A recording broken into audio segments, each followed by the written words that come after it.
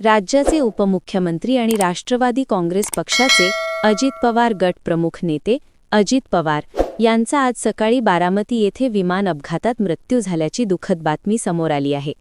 हे विमान मुंबईहून बारामतीकडे जात असताना लँडिंगच्या वेळी दुर्घटनाग्रस्त झाले। अपघाताच्या ठिकाणाहून मिळालेल्या प्राथमिक माहितीनुसार विमान जागेवरच कोसळले आणि त्यात भीषण आग लागली। या हादशात विमानातील सर्व प्रवासी आणि क्रू मेंबर्सचा मृत्यू झाल्याची पुष्टी नागरिक उड्डयन महानिदेशालयाने DGCAने केली आहे। माहितीनुसार मुंबईतून सकाळी उड्डाण केलेल्या या चार्टर विमानात एकूण 6 जण होते।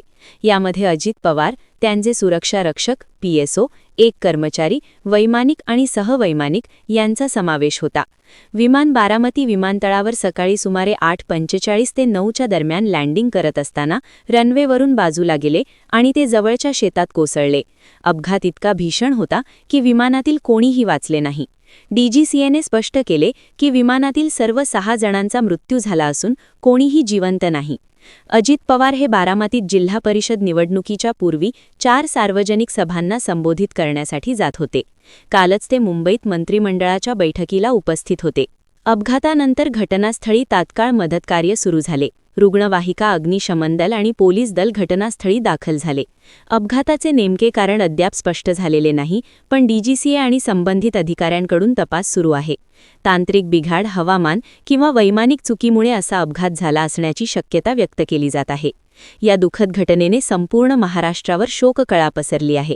अजित पवार यांच्या पत्नी सुनेत्रा पवार, त्यांच्या कुटुंबातील सदस्य आणि नातेवाईक बारामतीकडे रवाना झाले आहेत। पंतप्रधान नरेंद्र मोदी आणि गृहमंत्री अमित शहा यांनी मुख्यमंत्री देवेंद्र फडणवीस यांच्याशी संपर्क साधून स्थिती जाणून घेतली। विविध राजकीय पक्षांच्या नेत्यांनीही शोक व्यक्त केला आहे। अजित पवार हे महाराष्ट्राच्या राजकारणातील एक प्रभावशाली आणि कार्यकर्त्यांमध्ये लोकप्रिय नेते होते। त्यांच्या निधनाने राज्याच्या राजकीय वातावरणावर मोठा परिणाम होण्याची शक्यता आहे। या अपघाताबाबत अधिक माहिती येताच अपडेट दिले जाईल। या दुःखद घटनेत सर्व मृतांच्या आत्म्याला शांती मिळो आणि त्यांच्या कुटुंबियांना या धक्क्यातून सावरण्याची शक्ती मिळो अशी प्रार्थना। नवीन अपडेटसाठी चॅनलला सबस्क्राईब करा। धन्यवाद।